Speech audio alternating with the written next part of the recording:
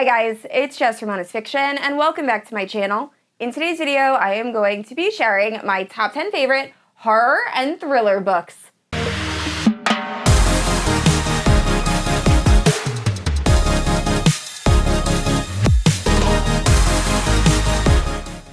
Alright guys, I know this is a little different than my usual content. I typically read fantasy romance, and romance books. However, I used to be really into thrillers and horror books, and I still read them on occasion. I just don't really talk about them on my channel, but I figured it is spooky season. It is the perfect time to talk about these horror and thriller books. So I have my top 10 favorites of all time, and I can't wait to share them with you. Now, if you're unfamiliar with my channel, I post new videos every Wednesday and Sunday. If you haven't yet, please like and subscribe. You can also hit that notification bell to be notified whenever I post new bookish content. You can also check out my Instagram and Goodreads, both linked down below. With all that out of the way, let's talk about these scary books.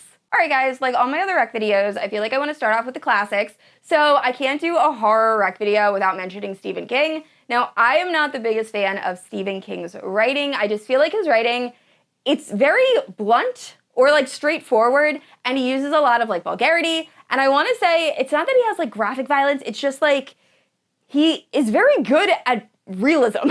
Like everything just feels very real, and he's an amazing writer, obviously. He's one of the most beloved horror writers ever. But personally for me, I'm just not a huge fan of his writing style. I tried reading his backlist when I was in college, and I failed miserably. But anyway, I have read most of his super popular books, most of the ones that have been adapted into movies, and I will say it is my favorite by far. I think it's the only Stephen King book I've actually ever reread. So if you're unfamiliar with the story of It, we are following this group of teenagers, and they're kind of like the outcasts of their community. They all have pretty tough personal lives, and one day they realize that there is this monster living in their town. Their town is known as Derry, and this monster is abducting and killing children. So they all gang together and they decide that they're going to kill this monster, and they attempt to, and then we jump forward in time, and when the children, who are now adults, realize that they actually didn't kill the monster the first time around, they go back to Derry to try to take him down, minus one person, and it goes from there. So overall, it's a very fun story.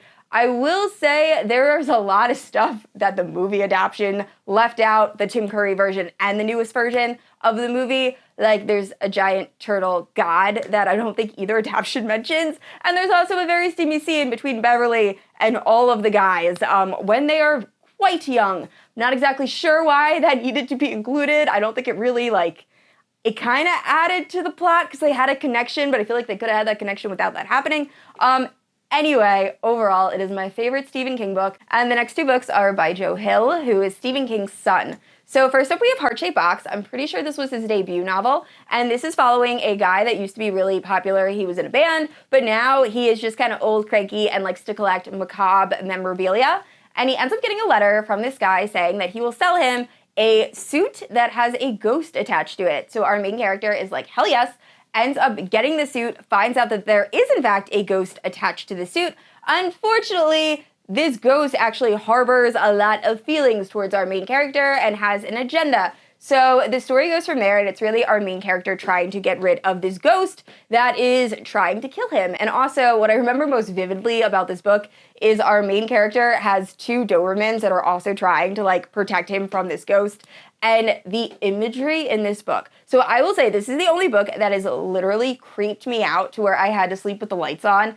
The way this ghost is described, it is so eerie, and I just love the way it is written. So highly recommend, if you have not checked out any books by Joe Hill, definitely try Heart-Shaped Box. And next up is Nosferatu, also by Joe Hill. So I picked this book up when it first released. I think there was an Audible sale, and it was typically not a book I would read. However, I am so happy I picked it up. So I will say this is probably a book that is most similar to Stephen King's writing.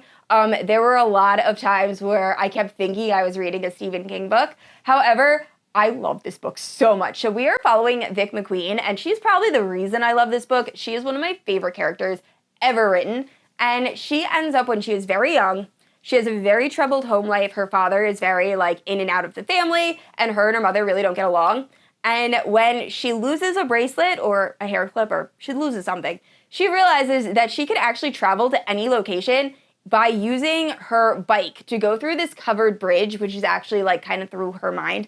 It's described really well in the book. I'm horrible at describing it. But anyway, she's able to travel wherever she wants. So she was able to travel to the beach and come back to her home with the bracelet, and like no one believed her. Now, using this power does take away from Vic. I think she ends up getting like really bad headaches and nosebleeds, so it's not something she tries to use very often. But anyway, she ends up growing up, she has a son, she gets married, and she has been plagued by memories of Nosferatu. Now, Nosferatu is kind of like a Christmas vampire. So he drives this car where he like abducts children and takes them to Christmas land, where they kind of turn into monsters and he feeds off their like soul. And that's pretty much what he does. He's a horrible guy. So he's doing that. He also has an accomplice who is this janitor named Bing, who likes to use gas to essay women and then help steal their children. So very dark book. Check trigger warnings. However, if you're looking for like a really creepy book to read around Christmas, definitely check out Nosferatu. And next up, we have Into the Drowning Deep by Mira Grant. So for this story, a few years ago, a crew went out to the Mariana Trench and they were trying to film a mockumentary about mermaids. Now, this crew was never seen again. So some people that are family members of the original crew, along with scientists and filmmakers, decide that they are going to send another crew out to the Mariana Trench to also film a mockumentary and try to find out what happened to the original ship that was never seen.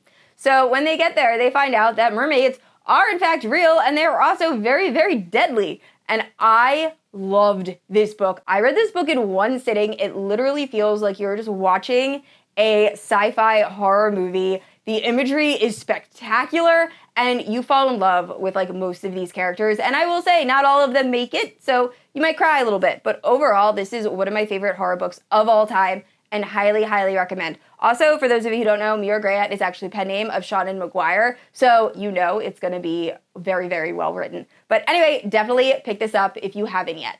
And next up we have The Woods Are Always Watching. So this story is following two high school girls who are kind of the outcasts of high school, but they've always been best friends. Well, one of them is going off to college and kind of leaving the other, so tensions are very high. And they decide they're going to have one last hurrah and camp out at this national park. And then things take a very, very scary and dark turn. Turns out there are some people that might be hunting the girls, and the story kind of goes from there. I'm going to keep this very open-ended just because I had no idea what this book was about starting it. For some reason, I swore this was a YA fantasy, and wow, was I wrong. So I think I ended up getting this at Barnes & Noble, and it was like put in the wrong section or something. So I was not expecting it to be as dark, as graphic, and just as scary as it was. I will say there's really no paranormal elements. This is really just two girls trying to survive against these two men, and I'm gonna leave it at that. But oh my word, was it creepy. It's also a very quick read, and probably good if you're just starting out with like the horror thriller genre. So definitely try it out, and if you've read it, let me know in the comments what you think about it. I've seen a lot of mixed reviews, but personally, it's one of my top horror reads. And next up is a psychological thriller, so it is Baby Teeth by Zoje. And oh my word, is this book creepy. So we are following a mother and daughter, Suzette and Hannah, and to everyone else, Suzette has the perfect life. She has a gorgeous house, a husband that is very handsome and loves to dote on her, and this gorgeous daughter who is 7 years old, everyone believes is like the cutest child. However, her daughter does not speak. Now, Suzette is also suffering from Crohn's disease and is also kind of dealing with being a parent for the first time. She's always questioning if she's doing things right, and she feels like her daughter hates her. Now, we also get Hannah's POV, who is her 7-year-old daughter, and it turns out that Suzette is completely right. Hannah despises her mother. So we kind of get to see Hannah as she slowly becomes more and more calculated and tries everything in her power to get her mother out of the picture, and it is so disturbing. So for those of you who don't know, I work in the psychology field. I also work with children, and I think that is why this book creeped me out. I think it just kind of hit a little too close to home,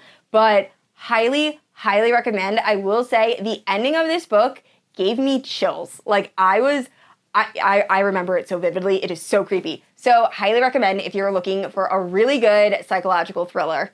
And next up, we have The Last Time I Lied by Riley Sager. Now, I have read most of Riley Sager's backlist, and I've rated them all 3.5 and above. I haven't read the two newest releases, But The Last Time I Lied is a standout. I love this book so much. It is so twisty. I never knew who the bad guy was. Like, I kept changing my mind. And it is such a good, like, summer camp, creepy thriller book. So the story is following this girl who attended Camp Nightingale when she was a child, and her 3 bunkmates ended up going missing and were never seen again. So fast forward through time, our main character is now an adult, and she is a famous painter, and she has been plagued of memories from Camp Nightingale and that night her entire time growing up. So this person ends up coming to her and asks her if she would like to be a camp counselor at Camp Nightingale, which is now going to be reopening for the first time.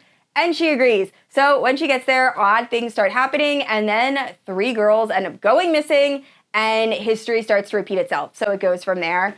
But like I said, this book is so twisty. You will have no idea who did it, and it is such a good read. So highly, highly recommend.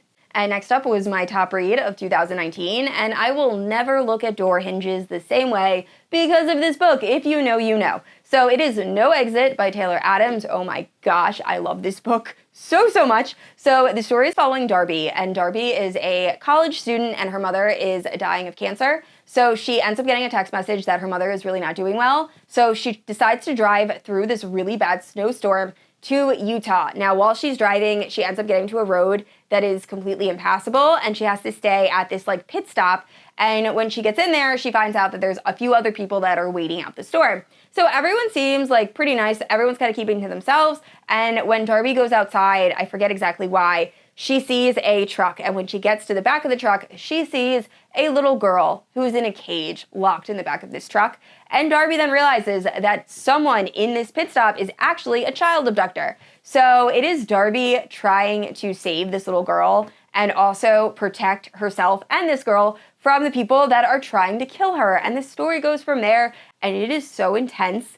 And I loved it. Another book I read in one sitting. I actually want to thank my friend Bree, who's the one who recommended I read this book, because it is so good. I will say the ending of this book, there's some very graphic scenes, one involving door hinges, which I already mentioned, and then just the actual ending of this book is like so disturbing, but also so gratifying. But anyway, if you have not read this book yet, definitely pick it up, and do not watch the movie. The movie is so bad. It is so bad. Just pretend it does not exist, but the book is absolute perfection. And next up, I wasn't sure if I wanted to include this book on this list. However, it is just so unique and so fun. So it is Horrorstor by Grady Hendrix. So this is following a woman who's employed at an IKEA type store, and she ends up starting her shift only to discover that the store has been vandalized. So her boss asks her and a few other employees to do a 9-hour overnight shift to see exactly who is vandalizing the store, only to discover that it's actually haunted, and there's all this like occult demonic stuff going on, and people are dying, and it's just absolutely horrifying. But the physical book, like if you actually purchase a copy of this book, is laid out like an IKEA catalog. So as you're like going through the book, it starts out like very normal, very like IKEA-like, and then there starts to be like torture devices for sale and like things like that. It is just so much fun. I feel like the writing has a very good mix of like horror and humor, and it is such a fun read. So highly recommend. I've read a few other books by Grady Hendrix. Some of them I really enjoyed. The Southern Book Club's Guide for Slaying Vampires. That one I really liked. But then I read, I think it was Final Girl Support Group, and like I think I rated that 2 stars. So really give it a try. Horrorstor was the first book I read by this author, and it is definitely my favorite. All right, so this next book, personally, it did not work for me. However, I know it is very beloved in the horror community. So I read this book for Summerween a couple years ago, and the imagery in this book is so just appalling and vile, and it is one of the grossest books I've ever read in my life. However, if that is what you're looking for, this book is perfect. It is The Troop, and just, it is, I can't. There are parts of this book that I still think about, and I wish I did not think about them because they are gross.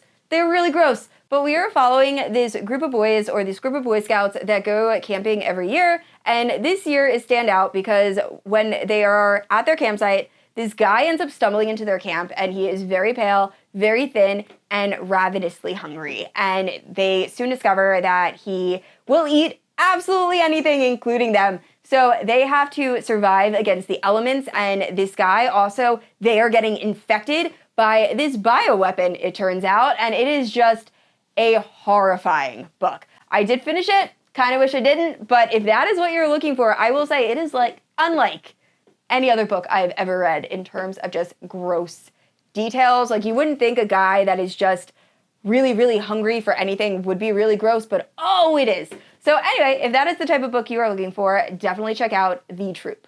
And last up is a horror fantasy. You know I had to throw at least one fantasy book in here, and it is Mexican Gothic by Silvia Moreno Garcia. Now, I've read a few books by this author, and they have all been amazing, so highly recommend. But this book in particular just creeped me out. The imagery, like I've said about a lot of the other books, is spot on, and also I feel like the tension was always really high. Like, I never knew what was going to happen next, and it was just eerie. But the story is following Noemi, and she is a debutante that is living in Mexico City. Her cousin recently married this Englishman and moved to the middle of nowhere in Mexico, and really no one knows anything about him. They live in this like isolated mansion. So anyway, Noemi ends up getting a letter from her cousin saying, hey, please help me, something's going on, I think they're trying to kill me, yada, yada, yada. So Noemi decides she is going to travel to see what is up with her cousin, and when she gets there, she starts to figure out things are definitely not what they appear. So things start to become amiss, there are some creepy things happening in the house, her cousin is acting very, very strange, and the story goes from there, and oh my gosh, it is just, the ending of this book is so, so creepy. Think The Last of Us. It has kind of those similar vibes, but overall, definitely check out Mexican Gothic and any other book by Silvia Moreno Garcia. Alright guys, that is it for my top 10 favorite horror and thriller books. Please let me know down in the comments below, what is your favorite horror thriller? I love getting recommendations, especially during spooky season. And I said this already, I post new videos every Wednesday and Sunday, and if you haven't yet, please like and subscribe. I will see you all next week. Bye!